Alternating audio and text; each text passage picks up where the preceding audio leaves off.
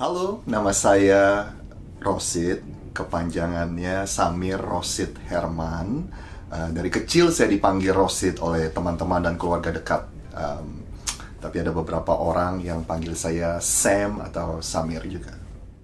Sekarang saya bekerja sebagai pastor dari gereja Rock Philadelphia, sebuah komunitas Indonesia yang ada di Philadelphia ini. Saya lahir di Jakarta. Mama saya orang Jakarta, papa saya orang Kalimantan Barat, Pontianak. Sekolah di Jakarta dari SD sampai SMP. Begitu lulus SMP, saya pindah ke Amerika. Tapi waktu pindah ke Amerika, karena kakak saya sudah duluan datang ke Amerika, dia berkata bahwa, oh, sekolah di sini sangat mudah. Jadi waktu saya lulus SMP 3, saya langsung lompat SMA 3 di sini. Lalu di umur 16 tahun, saya lulus SMA. Dan setelah itu melanjutkan kuliah di Midwest, Springfield, Missouri. Jadi saya SMA di Oregon State, sekitar 2 jam dari Portland.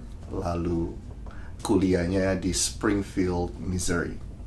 Jadi ketika saya pindah ke Amerika waktu SMA, saya pertama-tama mengikuti program pertukaran pelajar dari English First atau dikenal dengan EF. Itu adalah salah satu program di mana kita ditempatkan bersama dengan keluarga lokal, lalu tinggal di sana. Tentu aja kendala yang paling utama adalah bahasa. Sebanyak apapun kita belajar dan les bahasa Inggris, tapi ketika sampai di sini pun banyak adaptasi, banyak adjustment. Dan yang kedua, mungkin kendala yang utama adalah kangen rumah, kangen teman-teman dan sebagainya. Tapi setelah itu saya sangat enjoy. Itu merupakan pengalaman yang sangat berharga. Dan saya ketika merenungkan semua itu, saya sangat kagum dengan orang tua saya yang begitu berani melepaskan anaknya di umur 16 tahun. Saya sebagai orang tua hari ini mungkin agak ragu untuk melepaskan anak saya di usia yang relatif muda, 16 tahun. Saya masih bisa dan lancar berbahasa Indonesia. Bahkan kalau saya ditanya, mungkin bahasa my first language masih Indonesia ya. Karena sekali lagi saya datang di usia 16 tahun, jadi mungkin foundationnya sudah ada bahasa Indonesia itu. Saya sangat beruntung juga di usia relatif muda itu, jadi sangat mudah juga untuk saya belajar bahasa Inggris. Jadi saya seperti ada di tengah-tengah. Anda mau katakan sandwich generation atau jembatan yang menjembatani dua generasi hari ini. Masih bisa lancar berbahasa Indonesia dan juga bisa berbahasa Inggris. Jadi memang kedengarannya sangat random gitu ya, kenapa saya kuliah di Springfield, Missouri. Jadi ceritanya tuh waktu kita mengajukan aplikasi kuliah, saya sangat gugup karena nggak mendengar kabar dari semua kampus yang kita apply gitu. Dan begitu ada yang menerima saya, yang pertama itu adalah Missouri State University di Springfield, Missouri. Jadi kita langsung terima. Akhirnya saya pergi ke sana. Nah, di Springfield, Missouri waktu itu sekitar tahun 99 mau ke 2000. Mungkin banyak teman-teman yang ingat dengan Y2K. Jadi ada begitu banyak teman-teman orang Indonesia pun yang mengambil jurusan IT karena demand-nya sangat tinggi. Waktu saya coba untuk mengambil IT, mungkin logika saya nggak masuk atau memang I'm not wired atau saya nggak terlalu bisa di bidang itu. Akhirnya untuk menjawab pertanyaan jurusan apa, saya mengambil jurusan Entertainment Management. Waktu itu major yang masih sangat baru di kampus yang ditawarkan. Kita belajar di 4 area, sport, TV, venue management, sama satu lagi music management. Jadi karena kedengarannya menarik, akhirnya saya mengambil itu. Tapi semua itu ada di bawah payung business management. Jadi saya di Springfield, Missouri kuliah itu sekitar 5 tahun. Karena memang nggak terburu-buru dan setiap summer juga nggak mengambil kelas. Jadi memang sudah ada perjanjian antara saya dengan orang tua bahwa orang tua akan bayarin sekolah, tapi sisanya saya yang akan mencari. Jadi saya bekerja a lot of hours waktu kuliah. Mungkin sekitar 40, 50, 60-an. Dan kalau lagi summer sangat banyak. Setelah saya lulus dari Springfield, Missouri, ada seorang teman teman SMP saya dari Jakarta yang mengajak saya untuk pindah ke Philadelphia. Dia sangat generous, sangat murah hati, jadi dia bilang, pindah aja ke Philadelphia karena kotanya tentu lebih besar daripada Springfield dan kesempatan untuk mendapat pekerjaan akan jauh lebih besar. Dan dia menawarkan untuk tinggal bersama dengan dia tanpa harus memikirkan uang sewa atau uang rent. Jadi dia bilang, nanti aja lah, dipikirin nanti kalau kamu udah dapat kerja baru kita mikirin, kita bicarakan uang rent. Waktu saya pindah ke Philadelphia memang saya agak kesulitan untuk mendapatkan pekerjaan karena menurut saya major saya ini cocok kalau ada di Los Angeles, Hollywood, atau di New York, mungkin masih bisa di Nashville, Tennessee, tapi di Philadelphia memang nggak terlalu banyak kesempatan di bidang entertainment management. Jadi di tahun 2005 waktu saya lulus kuliah, saya pindah ke Philadelphia. Sebenarnya tepatnya waktu itu teman saya tinggal di Cherry Hill, New Jersey, which is not far dari Philadelphia. Jujur aja waktu saya pindah ke Cherry Hill atau Philadelphia, I fell in love. Saya jatuh cinta right away because di Springfield, Missouri itu sangat sedikit komunitas Indonesia. Bahkan saya ingat ada satu masa di mana Indonesian student cuma 11 orang, termasuk saya. Jadi waktu saya pindah melihat komunitas di Philadelphia yang begitu luar biasa, terutama komunitas Indonesia, I fell in love right away. Jadi saya tinggal di Cherry Hill mungkin setahun, dan setelah itu pindah ke South Philadelphia, dan sampai hari ini 20 tahun kemudian saya nggak mau pindah dari South Philadelphia because again, I love the community. Terus dalam soal pencarian pekerjaan, sekali lagi waktu itu memang agak sulit untuk saya mendapatkan pekerjaan. Akhirnya saya memutuskan untuk bekerja di restoran because I need an income, dan mungkin juga terlalu banyak teman main dan sebagainya. Akhirnya keasikan main dan sambil kerja, dan ada periode di mana I'm out of status sebagai, jadi nggak punya status yang resmi, jadi akhirnya harus sekali lagi kerja di restoran. Tapi saya enjoy masa-masa itu, saya enjoy.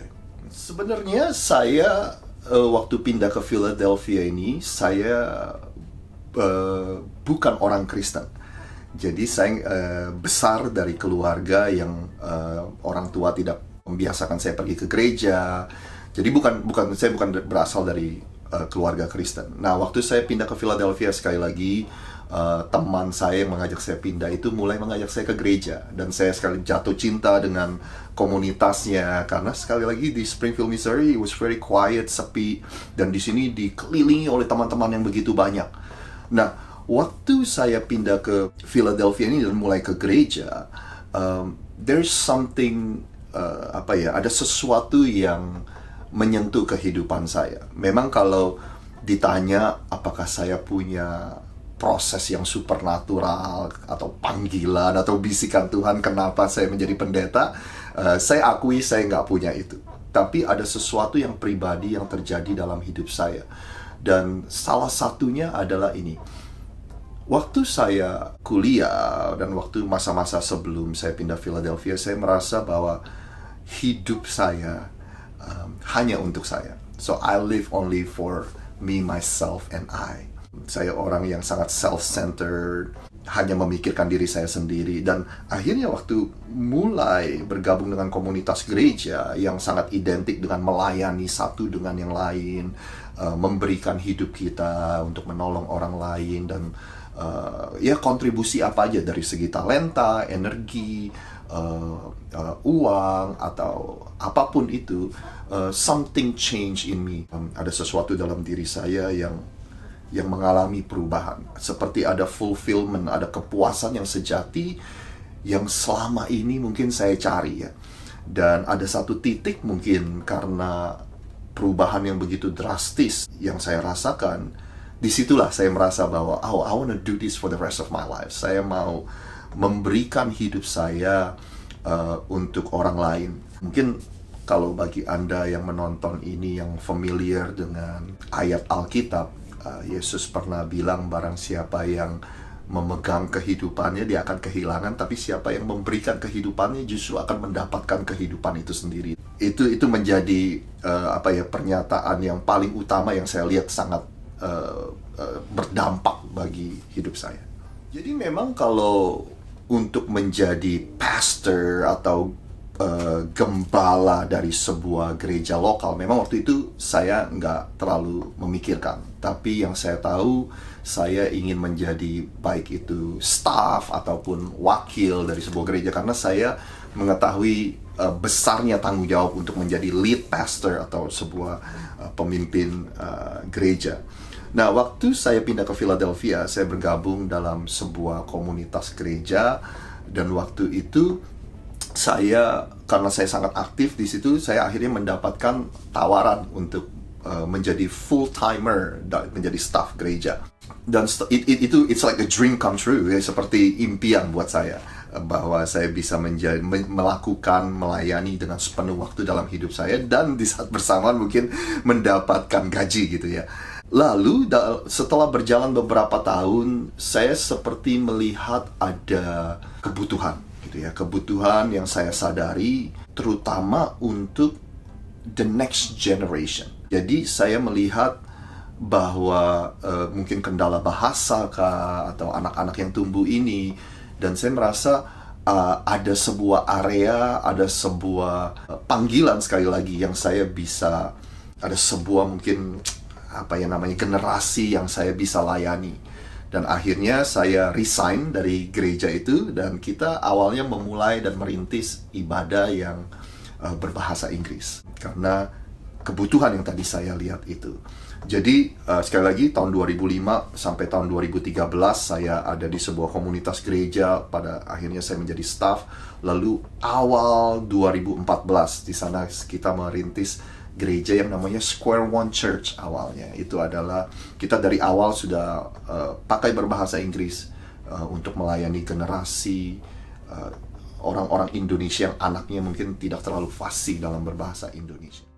Jadi setelah kita merintis Square One Church itu selama 1 tahun, kita menyadari ya ternyata nggak mudah ya merintis gereja dan sebagainya. Maksudnya kebanyakan gereja itu mereka dinaungi oleh gereja yang lebih besar, baik di Indonesia maupun dimanapun. Nah, dan kebetulan setelah Square One Church jalan 1 tahun, ada sebuah gereja di South Philadelphia namanya Rock Church. Waktu itu masih digembalai oleh Pastor Chris Mesak. Nah, Rock Church itu sudah ada sekitar 2 tahun pada masa itu, karena dimulai dari tahun 2012. Kita mulai Square One Church tahun 2014. Di tahun 2015, Pastor Chris berkata bahwa dia harus pindah ke California karena ingin merintis gereja yang baru. Dan dia menawarkan kami untuk take over. Awalnya kami bingung gimana, karena dari awal kita udah komitmen bahwa kita ingin melayani satu generasi yang mungkin tidak terlalu fasih bahasa Indonesia. But singkat cerita, akhirnya kita diskusi sama teman-teman, sama leaders. Akhirnya kita menyetujui untuk take over. Jadi mulai tahun 2015 kita seperti punya 2 gereja, Rock Church and Square One Church, but everything is under one leadership. Semuanya ada di dalam satu badan kepemimpinan. Jadi tentu aja sekarang 2024 sudah berjalan hampir 10 tahun. Dan tantangannya is very typical. Tempat yang mahal, terus bagaimana kita bisa melayani teman-teman, orang dengan maksimal. Awalnya kalau dalam soal jumlah jemaat, mungkin awalnya kita 20 orang, 30 orang. Hari ini on a very typical Sunday, mungkin kita ada sekitar 70, 80, on a good Sunday maybe 100 kalau kita hitung anak-anak semua. So pengalaman yang sangat berharga. I wouldn't trade it for anything in the world. Saya nggak akan tukar dengan apapun. Perjalanan yang sangat berharga buat saya. Memang reward atau penghargaan yang terbesar menjadi seorang pendeta, saya rasa yang pertama ketika kita melihat kehidupan seseorang diubahkan Tuhan. Baik pernikahannya dipulihkan, kehidupan pribadinya dipulihkan, keuangannya dipulihkan, mungkin mengalami kesembuhan juga, punya pengalaman yang jauh lebih dalam bersama dengan Tuhan. Itu udah reward yang sangat berharga buat kita semua. Memang journey sebagai pendeta itu cukup menarik so far, karena Kalau saya pikir-pikir, kita ada di happiest moment of people, pernikahan, waktu mereka melahirkan anak, but we also are usually in the worst moment in their life. Ketika mereka didiagnosa cancer, lalu kita harus berjalan bersama dengan mereka dalam masa-masa mereka menjalani treatment, lalu ketika konflik keluarga terjadi. Terkadang, if I can be honest, pendeta juga nggak selalu competent atau mempunyai skill yang begitu mendalam untuk menyelesaikan semua itu. Pemikiran kita kalau something happen, mungkin ini bagaimana Tuhan me-wire kita, how God wired us, atau pribadi yang memang Tuhan sudah kasih kepada kita, orang-orang yang memutuskan untuk menjadi pendeta. Ketika sesuatu terjadi itu, biasanya kita pertama-tama bertanya kepada diri kita sendiri, aduh, apakah ketika orang misalnya kecewa dengan kita, aduh, apakah saya sudah melakukan cukup untuk mereka? Ketika orang meninggalkan gereja dan memutuskan gak bergereja di sebuah tempat, kita juga selalu, the first thing that we always go is, we look at in the mirror. Apa ya yang saya perbuat? Kenapa ya kok orang itu pergi? Jadi, again, it's roller coaster di dalam sini. I'm glad, saya bersyukur, saya melakukan ini, menjalani ini dengan teman-teman yang menyayangi saya, menyayangi keluarga saya. So, kadang-kadang mereka ada untuk menghibur, dan Tuhan juga taruh mereka di sekeliling hidup saya untuk menguatkan, untuk menghibur. So, kalau hobi, saya nggak terlalu punya banyak hobi sih, tapi dari kecil memang saya suka olahraga. Hobi nonton olahraga. By the way, a really really cool experience. Waktu kecil itu, waktu SMP, selama 2 tahun saya sangat intensif main badminton. Jadi ikut pelatihan dan sebagainya. Jadi kalau ikut kejuaraan di Jakarta Utara waktu remaja, waktu itu kita sering ketemu atlet yang, kalau atlet nasional yang almarhum Markis Kido, pemain bulu tangkis yang sangat terkenal. Jadi waktu itu umurnya kebetulan sama, jadi kalau tanding suka ketemu. Jadi itu salah satu cerita yang saya sering ceritakan kepada teman-teman. Tapi selain itu saya suka nonton basket. Sampai hari ini nonton hiburan saya nonton basket, main basket sama teman-teman. Dan mungkin hobi lain ya main sama anak-anak lah. Kebetulan anak-anak saya masih kecil-kecil, jadi main sama mereka. Anak saya umur 11 tahun dan umur 7 tahun. Nah, selain itu yang membuat saya masih bergairah dalam melayani, bahkan tanda kutip masih sanggup untuk jadi pendeta dan melayani orang lain, karena sekali lagi saya dikelilingi oleh teman-teman yang luar biasa. Jadi kalau saya berada dengan mereka, saya nggak merasa saya harus menjadi orang lain. Maksudnya dalam segala kelemahan saya, kelebihan saya nggak perlu berpura-pura untuk menjadi kuat dan sebagainya. Dan saya rasa itu yang sangat menolong. Karena sebagai pendeta, terkadang kita harus kelihatan selalu kuat, selalu tegar. Ya tentu untuk di depan beberapa orang kita harus seperti itu. Tapi ketika behind the door, kita punya sekelompok teman, punya pasangan, istri atau suami yang memang bisa menerima kita. Jadi kita bisa otentik di depan mereka, kita bisa transparent, kita bisa transparansi di depan mereka. Itu sangat menolong. Jadi kita nggak perlu berpura-pura untuk selalu kuat dan hebat di hadapan orang. Pendapat saya tentang kerukunan yang ada di Amerika, terutama di Philadelphia yang saya mengenal konteksnya. Memang waktu saya kecil di Jakarta, saya sekarang kalau saya menoleh ke belakang, pergaulan saya sangat sempit sekali, sangat kecil sekali. Jadi di sekolah dan teman-temannya juga mungkin secara etnis, secara latar belakang dari teman-teman saya itu nggak terlalu diverse, nggak terlalu beragam gitu. Jadi makanya saya harus waktu datang ke Philadelphia dan melihat ada begitu banyak orang Indonesia yang dari latar belakang yang berbeda, tentu saya harus belajar banyak, adjustment, beradaptasi, dan saya juga kagum dengan orang-orang yang punya pergaulan luas. Contohnya ketika mereka misalnya berasal dari daerah mana, tapi mereka bisa berbahasa dialek Indonesia yang beragam-ragam dari pulau-pulau lain, dan mereka bisa bercanda dengan daerah bercandaan daerah tersebut, itu membuat saya sangat-sangat kagum sekali.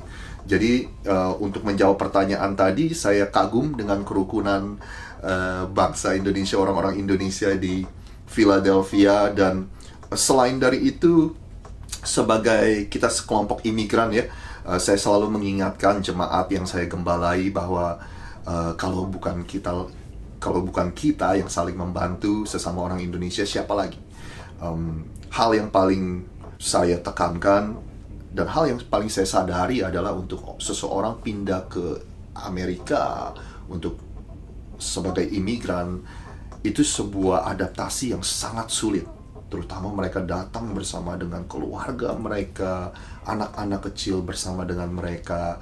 Jadi hal yang sering saya tekankan adalah you are not alone, kamu nggak sendirian. Dan jangan juga sendirian, karena ada komunitas di sekeliling kamu yang siap membantu. Jadi pesan saya selalu itu. Jadi untuk menjawab pertanyaan tadi, saya kagum dengan kesatuan hati, dengan semangat orang-orang Indonesia, terutama yang ada di Philadelphia. Mungkin satu lagi kalau saya boleh tambahkan. Kalau kita di Philadelphia ini beberapa kali menjadi host, tuan rumah dari konferensi gereja. Jadi para pendeta dari berbagai state di Amerika itu datang ke Philadelphia. Nah, singkatnya, seringkali kita juga mendapat pujian. Saya mendengar pujian dari mereka betapa gereja-gereja dan pendeta yang ada di Philadelphia ini sangat mudah untuk kolaborasi, untuk bekerja sama gitu. Jadi itu sih yang menyenangkan ketika mendengar hal-hal seperti itu. Pesan Natal dari saya, ini beberapa minggu terakhir saya juga sampaikan di gereja kami, bahwa Natal, musim-musim Natal itu adalah musim-musim yang luar biasa. Bahkan kalau kita melihat di sekeliling kita, di kota kita bisa melihat view-nya atau pemandangannya sudah mulai berubah ya. Ada lampu-lampu, dekorasi Natal, pokoknya indah banget gitu. Tapi saya menyadari bahwa di dalam keindahan Natal di musim-musim ini mungkin ada beberapa dari Anda yang ketika Anda mengingat tentang musim Natal, mungkin ini bukanlah sesuatu yang mudah buat Anda. Apakah mungkin tahun ini Anda harus menjalani Natal sendirian? Mungkin ini tahun pertama di mana di hari Natal Anda merayakannya tanpa suami atau istri yang sudah meninggal, atau yang ada perceraian terjadi di keluarga. Atau mungkin Natal yang identik dengan kumpul-kumpul dengan keluarga, Anda diingatkan dengan hubungan-hubungan yang rusak yang belum mengalami rekonsiliasi. Tapi pesan dari Natal ketika Anda membacanya, terutama dalam Alkitab, yang menarik adalah Tuhan berkata, jangan takut. Jangan takut. Jadi kepada sekelompok gembala, ketika malaikat Tuhan menyampaikan atau memberitakan tentang kelahiran Yesus, pesan dia jangan takut. Kepada seorang yang bernama Yusuf, malaikat juga bilang jangan takut. Dan kepada Maria, ibu Yesus, juga dia bilang jangan takut. Jadi bahkan di salah satu dari pesannya, malaikat Tuhan berkata bahwa nama Yesus adalah Immanuel, yang artinya Allah menyertai kita. Jadi pesan saya, apapun yang Anda lalui, apapun yang Anda hadapi, ketahuilah, dan seperti pesan Tuhan tadi berkata, jangan takut. Tuhan ada beserta dengan kita. Saya berdoa biar damai sejahtera dari Tuhan ada dan tinggal di dalam setiap Anda yang mendengarkan pesan ini. Dan sekali lagi ketahuilah Anda nggak sendirian. Ada begitu banyak orang-orang di sekeliling Anda yang Tuhan sudah tempatkan, yang siap untuk melayani Anda dan mengasihi Anda semua. Selamat Hari Natal.